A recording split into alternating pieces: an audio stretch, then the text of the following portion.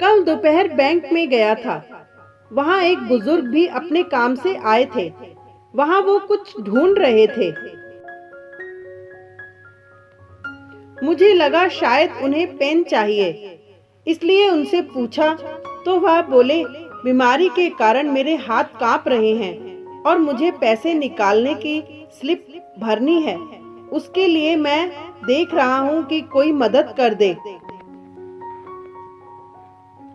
मैं बोला, आपको कोई हर्ज ना हो तो मैं आपकी स्लिप भर देता हूँ। उन्होंने मुझे स्लिप भरने की अनुमति दे दी और मैंने उनसे पूछकर स्लिप भर दी। रकम निकालकर उन्होंने मुझसे पैसे गिनने को कहा। मैंने पैसे भी गिन दिए। हम दोनों एक साथ ही बैंक से बाहर आए तो वह बोले, सॉरी, तुम्हें थोड़ा कष्ट तो होगा, परंतु मुझे रिक्शा करवा दो। इस भरी दोपहरी में रिक्शा मिलना बड़ा कष्टकारी होता है। मैं बोला, मुझे भी उसी तरफ जाना है। मैं आपको कार से घर छोड़ देता हूँ। वह तैयार हो गए। हम उनके घर पहुँचे। वह एक फ्लैट में रहते थे। घर में उनकी वृद्ध पत्नी थी।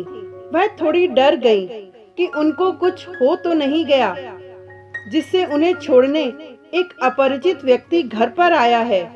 उनके चेहरे पर आए भाव को पढ़कर बुजुर्ग ने कहा, चिंता की कोई बात नहीं, यह मुझे छोड़ने आए हैं।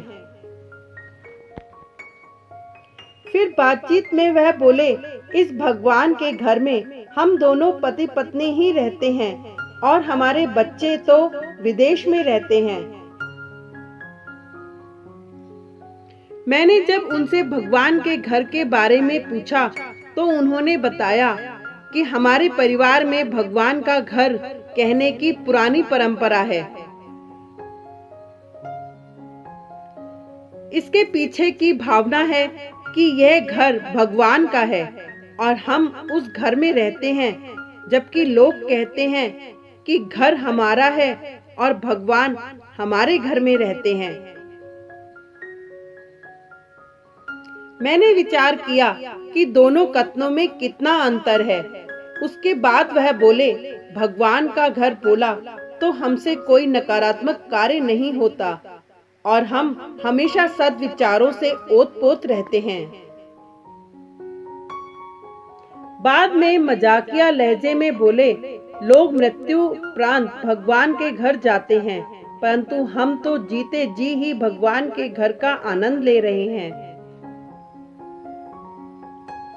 यह वाक्य जैसे भगवान का दिया कोई प्रसाद ही है। भगवान ने ही मुझे उनको घर छोड़ने की प्रेरणा दी। घर भगवान का और हम उनके घर में रहते हैं। यह वाक्य बहुत दिनों तक मेरे दिमाग में घूमता रहा। सही में कितने अलग विचार थे। इस कहानी से प्रेरित होकर अगर हम इस पर अमल करेंगे तो हमारे और आने वाली पीढ़ियों के विचार भी वैसे ही होंगे। अच्छे कार्य का प्रारंभ जब से भी करो, वही नई सुबह है। Thank you.